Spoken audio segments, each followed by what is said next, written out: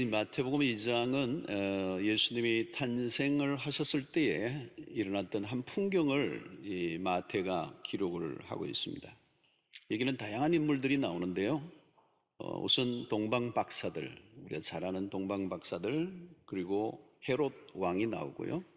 그 다음에 서기관과 대제사장들이라는 이 종교 지도자들이 등장하고 있습니다. 이 세 인물을 우리가 좀 살펴보면 흥미로운 또 교훈을 우리 얻을 수 있습니다. 먼저 동방 박사들이 나오는데요. 이 동방 박사, 이 동쪽으로부터 온 아나톨레라는 단어를 쓰는데 동쪽이라는 동쪽에서 온 박사들이다. 오늘날로 치면 이란입니다. 이란, 페르시아, 이런 아라비아, 여러 논란은 있습니다만 일반적으로 이란 쪽이 아닌가, 페르시아 쪽이다 이렇게 봅니다. 이 동방 박사들이라는 말은 동양의 지혜자들, 그런 의미, 지혜를 가진 사람들. 그러나 일반적으로는 천문학을 하는 사람들입니다. 천문학을 하는 사람들이고 별을 연구하고 어떤 특별한 천체의 별들을 통해서 세상사를 예측하는 역할을 하는 학자이면서 또 철학을 공부하기도 하고 점성술을 겸하여 공부하는 사람들. 그래서 이 동방 박사들이라고 알려져 있습니다. 동방 박사가 몇 명이 이제 왔는가? 주로 우리는 어릴 때에 성극을 할 때 3명이 나왔습니다. 성경에 전혀 3명은 근거가 없습니다. 황금과 유황과 몰약을 가져왔기 때문에 세계의 선물이기 때문에 아마 하나씩 들고 왔다면 3명이지 않을까 그렇게 추측을 한 것이죠. 그러나 동방 박사들이라고 복수를 썼기 때문에 하여튼 1명은 넘습니다. 2명 이상이 되겠죠. 자, 이들은 특이한 별을 보고 어느 날 왕이 탄생했다는 사실을 확신하게 됩니다. 이건 특별한 별이구나. 이건 평소에 보지 않았던 특별한 별이 어떤 것을 보았습니다. 그러면서 이들은 이 왕의 탄생을 직접 확인하고 경배하기 위해서 길을 떠나죠. 그리고 드디어 예루살렘으로 옵니다. 이분들은 성경을 구약을 잘 알지 못했기 때문에 아마 왕이라면 예루살렘에서 태어났을 것이다 라고 하는 추측을 하고 예루살렘으로 온 것 같습니다. 그래서 오늘 여기 2절에 보면 유대인의 왕으로 나신 이가 어디 계시냐? 우리가 동방에서 그의 별을 보고 그에게 경배하러 왔노니. 그들은 왕의 탄생을 믿었습니다. 특별히 유대인의 왕으로 나신 이가 어디 계시냐? 마태는 이 마태복음에서 그리스도를 왕으로 묘사합니다. 그리고 유대인의 왕으로 묘사를 하죠.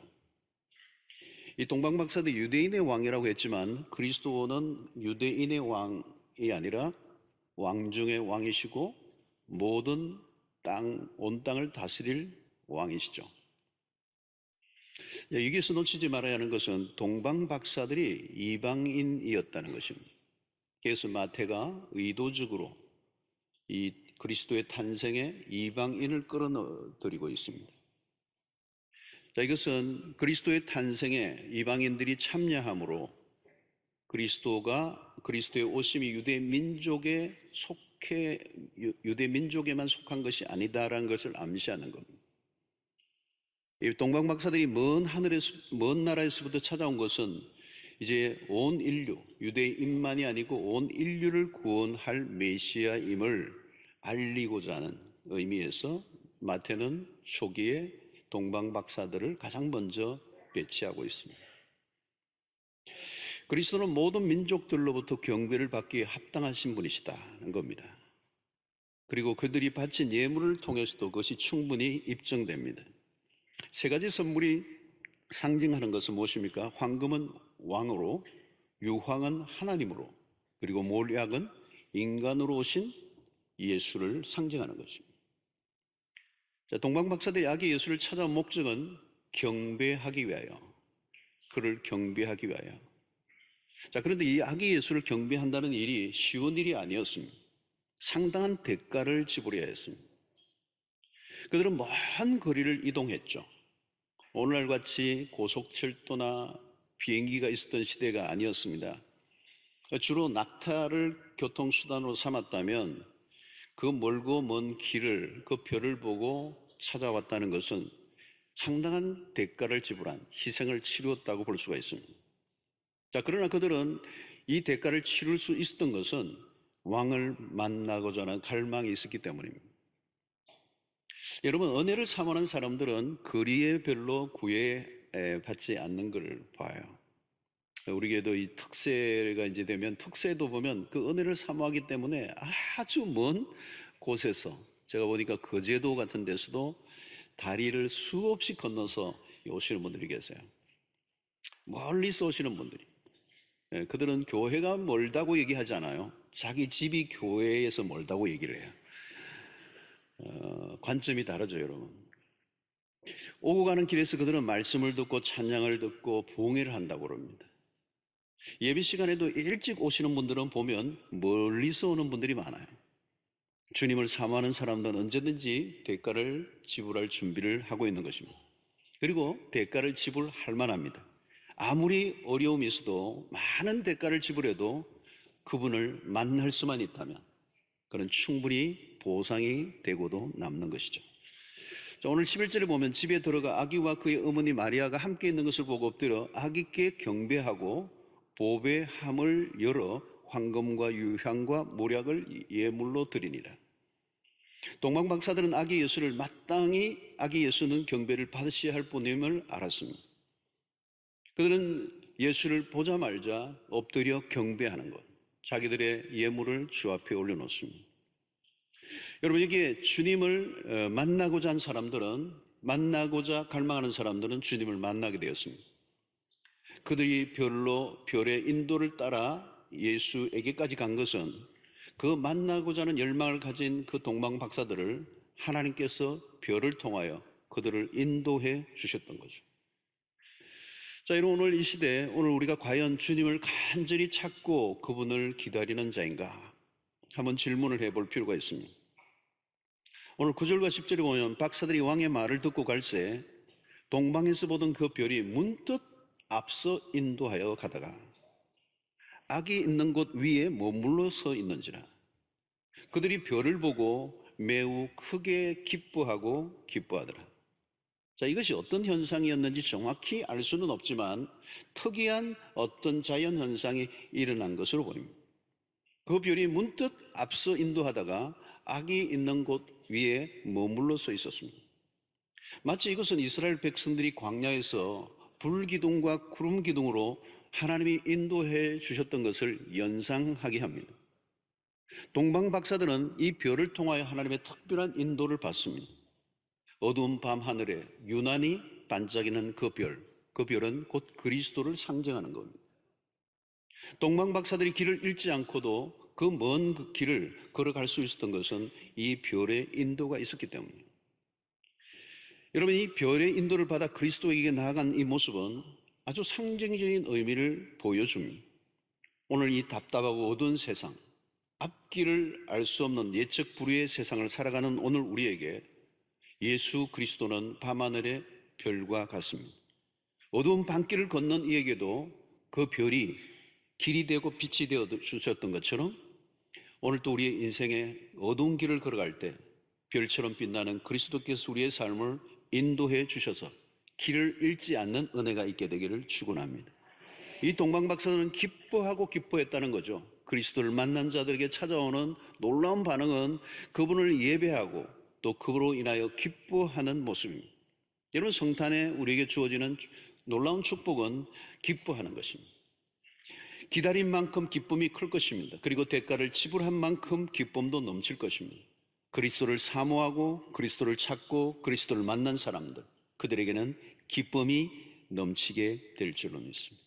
이번 성탄절에 여러분 그리스도로 인하여 그분을 만나고 그분으로 인하여 기뻐하는 성탄 되시기를 축원합니다. 자, 이 두 번째 출연하는 사람은 헤롯 왕인데요, 이 헤롯 왕의 행동이 흥미롭습니다. 오늘 3절에 보면 헤롯 왕과 온 예루살렘이 듣고 소동한지라 그랬습니다. 자, 왜 소동을 했을까요? 왕이 여기 있는데 또 왕이 어디서 태어났다는 말인가? 자, 지금 헤롯은 굉장히 예민하게 반응하고 있습니다. 누가 쿠데타를 일으킨 것도 아닌데 아기로 태어난 이야기에 그렇게 민감하게 반응한 것으로 보아 헤롯은 매우 불안한 자리에 앉아 있는 왕이라는 것을 우리는 금방 알 수가 있습니다. 여러분, 마태가 헤롯 왕을 등장시키는 의도가 있습니다. 이 헤롯은 에돔 출신입니다. 다윗 왕조와 거리가 먼 사람이에요. 그 말은 매우 불안정한 정치적 상황 속에서 왕으로 앉아 있다는 겁니다. 정치적으로 매우 불안정했습니다. 로마의 관계 속에서 정치적 수완으로 자신의 지위를 지키고 있지만 언제 어떻게 될지 모르는 거죠. 로마의 속국으로 있는 상황 속에서. 무엇보다도 그의 삶은 극도로 부도덕했습니다. 사생활이 매우 문란한 사람입니다. 유대 사회 안에서는 또 언제든지 폭동이 일어날 가능성이 있었던 것이죠. 로마로부터 유대의 독립을 위해 운동하는 사람들이 유대인들 안에서도 있었습니다. 헤롯에게는 이게 신경이 쓰이는 문제였어요. 그는 정치, 경제, 사회, 종교적으로 매우 불안정한 환경 속에 있었습니다. 그런 상황 속에서 유대인의 왕이 태어났다는 이 동방박사들의 이 소식은 그의 내면의 마음을 흔들어 놓았습니다.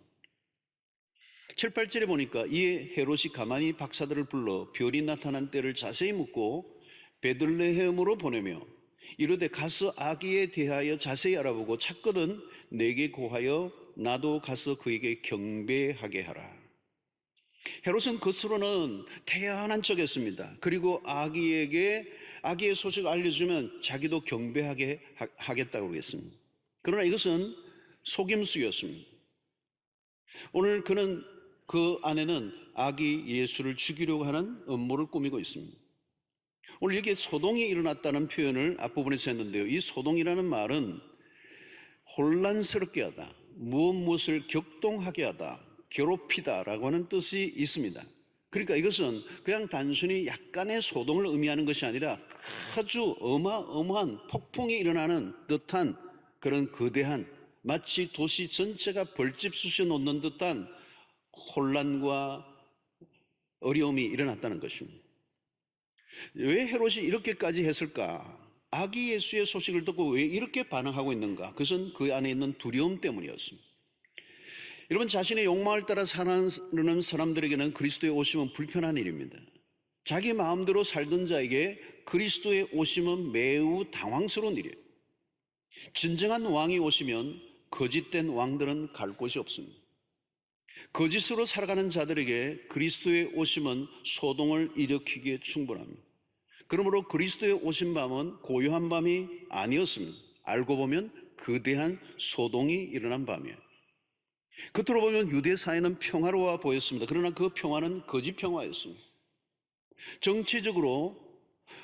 정치적인 힘으로 백성들의 마음을 억눌러 놓고 위장된 평화가 있었지만 폭풍전야와 같은 상황이었습니다.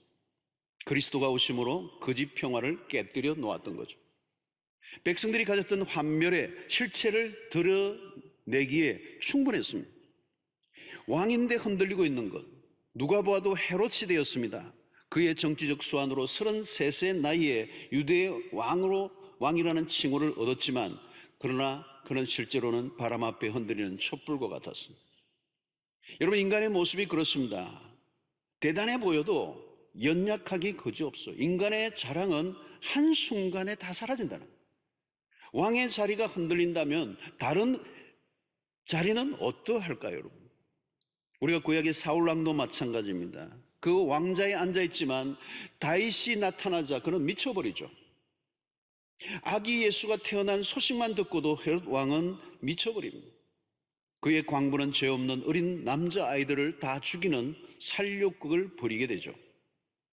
그러나 이것은 단순히 헤롯 왕의 광분으로만 볼 수가 없어요. 어떻게 헤롯이 이렇게 미쳐 날뛰며 아기 예수를 죽이기 위해서 불특정 다수의 남자아이 2세 미만의 아이들을 다 죽이라고 하는 명령을 내릴 수 있었던 이 살육극의 그 배경에는 무엇이 있을까요? 그는 어둠의 영이 있는 거죠. 오늘 그리스도의 오심을 통하여 가장 위기를 느낀 존재가 있다면 그 안에는 어둠의 영, 사단의 세력이 있는 것입니다. 그리스도에 대한 가장 적대적인 공격을 퍼부은 존재는 사실은 사탄입니다. 그리스도가 오심으로 거대한 전쟁이 벌어진 것이죠.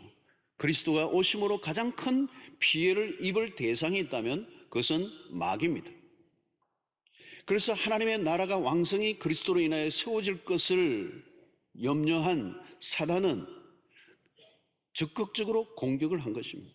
그래서 우리는 사단을 거짓의 아비요 살인자라고 했습니다. 당연히 아기 예수를 죽이려고 했을 뿐만 아니라 수많은 아이들을 죽이는 살인을 저질렀습니다. 여러분, 그리스도가 오시는 순간부터 거대한 전쟁이 벌어집니다. 어디에서나 소동이 벌어집니다. 방해 공작이 일어납니다. 헤롯은 아기 예수를 경배하려고 찾는 것이 아니에요. 아기 예수를 죽이려고 했습니다. 지금도 마찬가지입니다. 여러분, 세상은 예수를 환영하지 않습니다.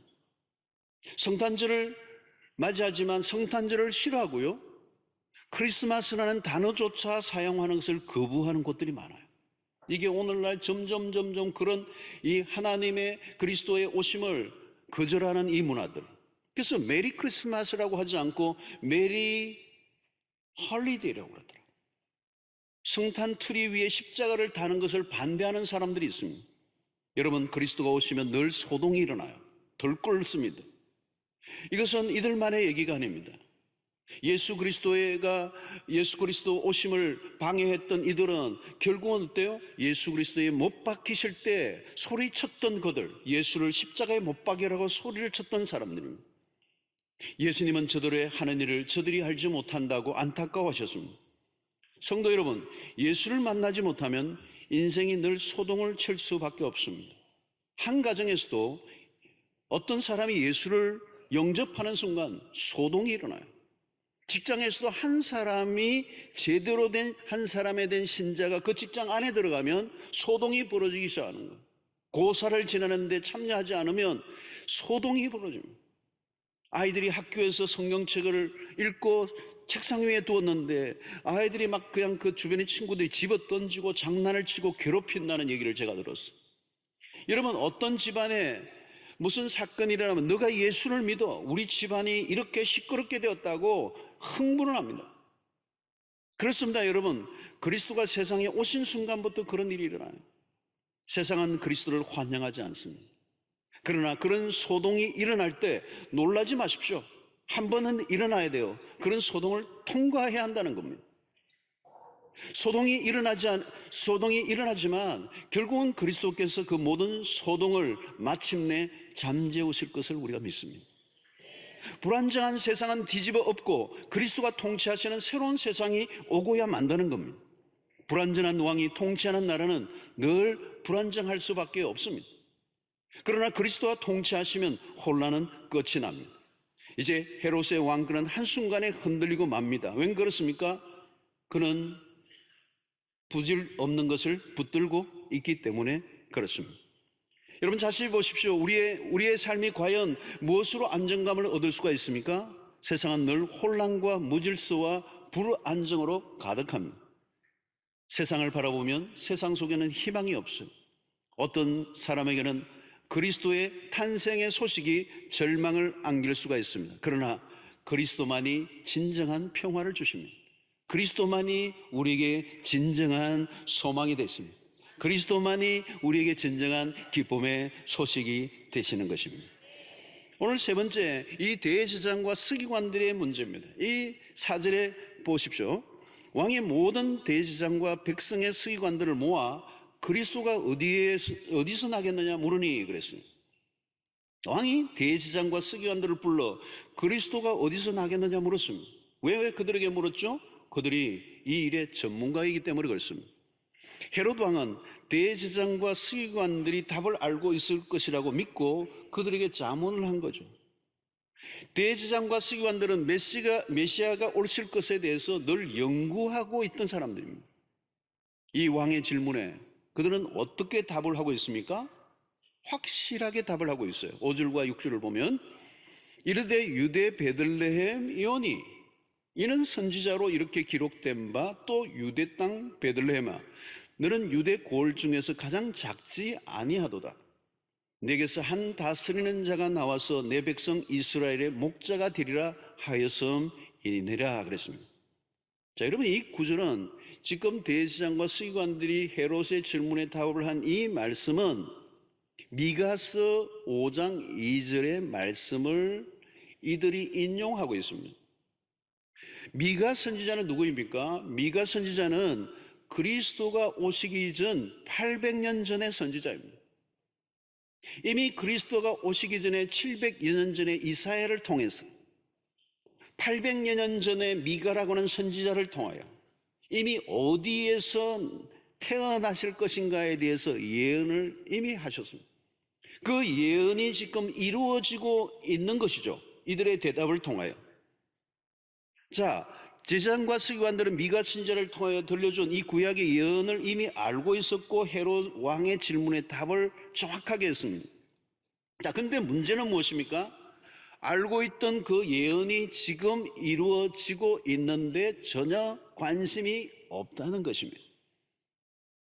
그들은 밥 먹고 하는 일이 성경을 연구한 것입니다. 메시아가 베들레헴에 탄생할 것을 알고 있었어요. 그러니까 지금 동방 박사들에 의해서 베들레헴에 나신 이 소식을 들었다면 마땅히 환영하고 경배를 드리러 가야만 마땅합니다. 예루살렘에 베들레헴에 나셨다는 소식을 들었다면 이들이 지금 있는 곳은 예루살렘입니다. 예루살렘과 베들레헴은 아주 가까운 거리입니다. 여기서 어디 정도일까요? 하여튼 한 8km 정도의 가까운 거리에 있는 것입니다. 얼마든지 가서 확인할 만합니다. 그런데 이들은 어떤 행동도 취하지 않아요. 멀고 먼 거리를 달려온 동방 박사들과 대조를 이룹니다. 여러분, 오늘도 이것이 일어날 수 있는 일이에요. 겉으로 드러난 것만 보고는 알 수가 없어요. 신앙의 연조와 직분과 그런 거는 다 알 수가 없어요. 여러분, 여기서 우리 보여주는 이 마지막 이 등장인물들, 대제사장과 서기관들의 인물을 통하여 우리 보여주는 가장 무서운 것은 뭐냐면 무관심이라는 것입니다. 영적인 냉담함이라는 거죠. 여러분, 이런 사람들에게는 해줄 게 아무것도 없어요. 이러면 식욕이 없는 사람에게는 아무리 유명한 요리사가 기가 막힌 요리를 다 해서 내놓아도 아무 소용이 없습니다. 영적 세계도 마찬가지입니다. 아무리 놀라운 부흥이 일어난다 해도 관심이 없다면 그 부흥은 나와 상관이 없는 것입니다. 누가 은혜를 받았다고 해도 관심이 없는 거예요. 기적이 일어났다고 해도 의미가 없어요.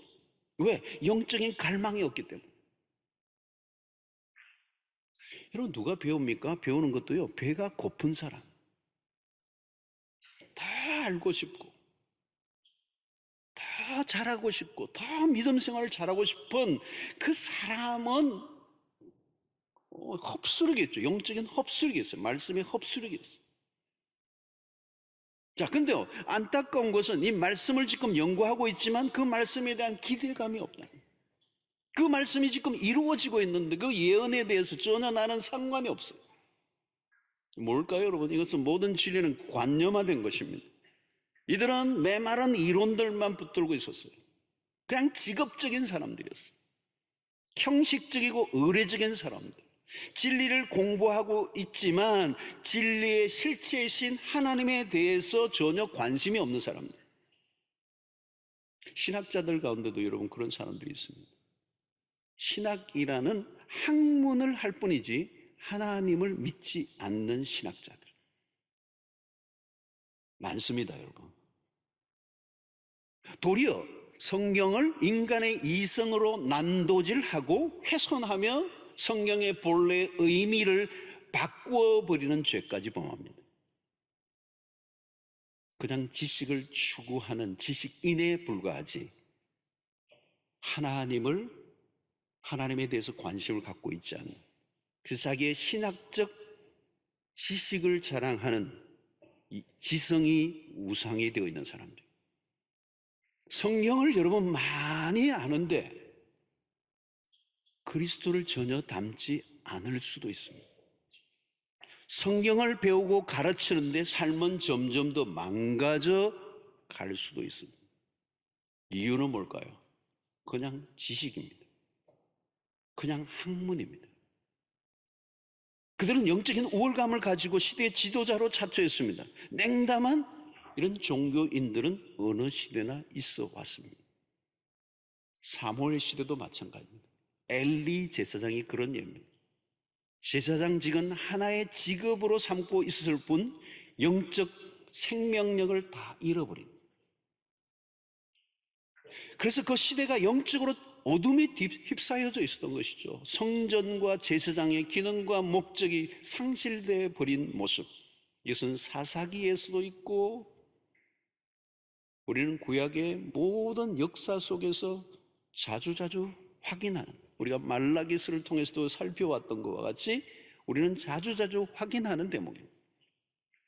여러분, 예수님의 탄생 시기도 마찬가지입니다. 본문에 등장한 대제사장과 서기관들의 모습은 당시의 영적인 분위기를 잘 대변합니다. 그들은 메시아에 대한 연구는 하고 있었지만 메시아를 기다리고 있지는 않았다는 거예요. 결국 이런 냉담함이 나중에 그리스도를 십자가에 못 박는 단계로 발전되고 말았습니다.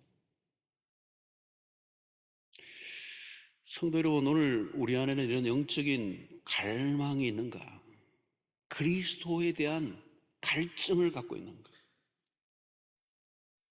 여러분, 우리 교회는 대체로 은혜 생활을 열심히 하려고 오신 분들이 많아요. 그리고 많은 예배와 집회들을 기대함으로 적극적으로 참여하는 분들이 많은 교회입니다. 은혜가 있는 교회.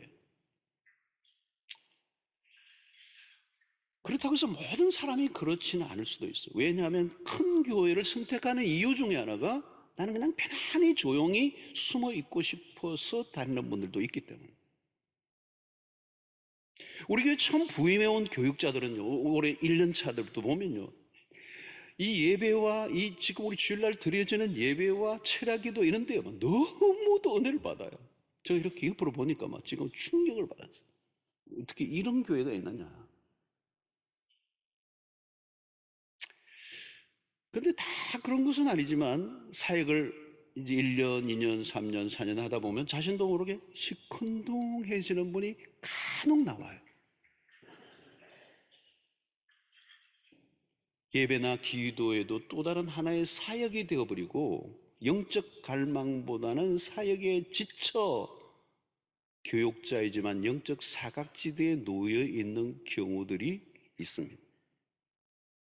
성도들도 마찬가지입니다. 교회를 오래 다니다 보면 자칫하면 그냥 다니는 거예요. 그냥 다니는 거예요. 영적인 갈망이 없어. 처음에는 눈이 반짝반짝했는데 세월이 지나면서 난 다 알아. 더 이상 갈 곳이 없는 사람처럼, 더 이상 영적인 성장을 하지 않은 채 교회 생활만 겉으로 세련되어져 가는 모습. 여러분, 영적인 갈망이 식으면 우리의 신앙은 화석화되고 맙니다. 몸이 건조한 종교화가 일어납니다. 제가 요즘 칼럼 수영 넣으신 분이 칼럼 쓰는 게 다 그 얘기예요. 무서운 일입니다. 누구보다도 먼저 예수를 맞이하고 예배해야 할 사람들이 예수의 탄생의 소식에 전혀 반응하지 않고 있는 대제사장과 서기관들의 모습. 혹시 오늘 우리는 아닌지. 먼 곳에서 예물을 들고 찾아와 마침내 아기 예수께 경배한 동방 박사들과 얼마나 대조줍니까? 그들은 이방인이에요. 근데 유대인들이, 누구보다도 가까이에서 맞이할 유대인들이, 그것을 날마다 연구했던 종교 지도자들이, 그것도 바로 곁에서 일어나고 있는, 베들레헴에서 일어나고 있는 이 일 앞에 아무 관심을 가지고 있지 않는 영적인 죽어 있는 상태.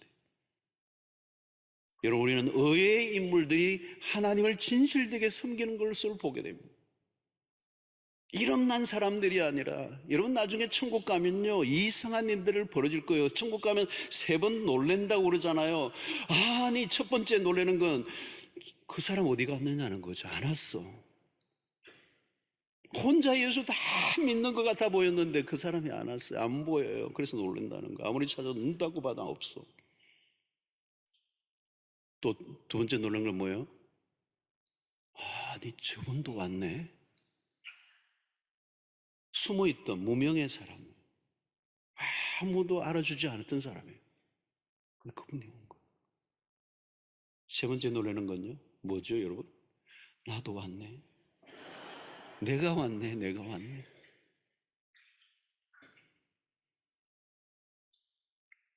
사랑하는 성도 여러분, 그리스도가 다시 오실 때 어떤 현상이 일어날까요?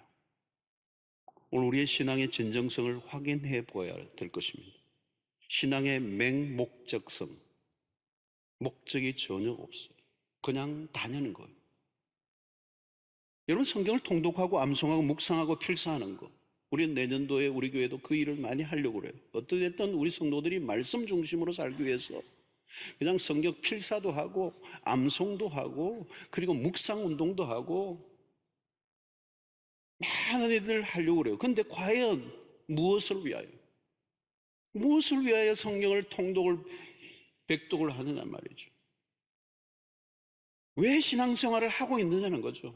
껍데기만 가지고 있는 것은 아닌가? 형식만 남아 있는 것 아닌가? 신앙의 관록만 있는 것 아닌가? 여러분, 2000년 전 그리스도가 세상에 오셨을 때 풍경을 우리는 살펴보았습니다. 이 세 부류는 오늘 우리에게도 중요한 메시지가 됩니다. 첫 번째는 그리스도의 오심을 적극적으로 환영하고 대가를 지불하면서 마침내 찾아가 경배하는 동방박사들, 그런 그리스도를 적극적으로 환대하고 경배한 사람들. 두 번째는 그리스도가 오심을 두려워하고 소동을 일으키며 횡포를 부린 이 헤롯은 그리스도를 배척한 사람들. 세 번째는 겉으로는 그리스도를 기다리는 자로 보였지만 실제로는 관심이 없었던 종교 지도자들, 그리스도의 오심에 무관심한 태도로 일관한 사람들. 여러분, 우리는 여기서 세 단어가 있어요. 경배와 아니면 배척이냐 아니면 무관심할 것인가. 여러분들은 어디에 속해 있습니까? 오늘 우리 자신의 신앙을 점검하는 기회가 될 수 있게 되기를 바랍니다. 여러분, 지금 우리는 이미 오신 그리스도를 믿고 있습니다. 왕중왕이신 그리스도이신 그리스도가 2000년 전에 이 땅에 오셨고 십자가에 못 박혀 죽으시고 사흘 만에 부활하시고 승천하셨습니다. 이제 지상의 교회는 다시 오실 그리스도를 기다리고 있습니다. 나는 과연 그리스도를 기다리고 있는가? 그리스도가 다시 이 땅에 오실 때 주를 맞이할 준비를 하고 있는가? 혼인잔치가 좀 연기되는 듯 해 보이지만 그렇지 않습니다. 하나님이 정해놓으신 시간은 이미 카운트다운이 되었습니다. 그 종말이 다가오고 있습니다. 우리는 지금 그 그리스도를 기다리죠. 그래서 초대교회 성도들은 성경의 마지막 구절을 늘 암송했습니다. 요한계시록 22장의 20절로 21절, 우리 함께 한번 읽어보도록 하겠습니다. 시작. 이것들을 정언하시니가 이르시되 내가 진실로 속히 오리라 하시거늘 아멘. 주 예수여 오시옵소서. 주 예수의 은혜가 모든 자들에게 있을지어다. 아멘. 우리는 성경을 통독할 때마다 마지막 요한계시록을 읽고 성경을 덮기 전에 마지막 이 구절을 대합니다. 내가 진실로 속히 오리라. 아멘. 주 예수여 오시옵소서. 마라나다. 주 예수여 어서 오시옵소서. 오늘 우리의 기도의 제목이고 간절한 갈망이 되어야 될 줄로 믿습니다. 왜 그분이 오셔야 합니까? 그분이 오실 때 이 요란하고 이 어둡고 절망적인 세상을 바꾸실 수 있는 분은 우리 그리스도 한 분밖에 없기 때문입니다. 세상은 소망이 보이지 않아요. 역사는 진보하지 않습니다. 갈수록 죄악의 밤은 깊어져 갑니다. 세상이 어두워져 갈수록 밤하늘의 별을 보고 그리스도의 오심을 알아차렸던 동방 박사들처럼 우리도 깨어 이 시대의 징조들을 바라보며 민감하게 재림의 예수를 맞이하는 성도들 될 수 있게 되기를 축원합니다. 신랑을 사랑하는 신부라면 그 신랑을 기다리는 것이 마땅합니다. 그러므로 우리는 깨어 있어야 할 것이고 그분을 갈망해야 합니다. 그리고 우리의 신앙의 핵심은 언제나 주 예수여 어서 오시옵소서. 종말 신앙으로 무장해야 합니다.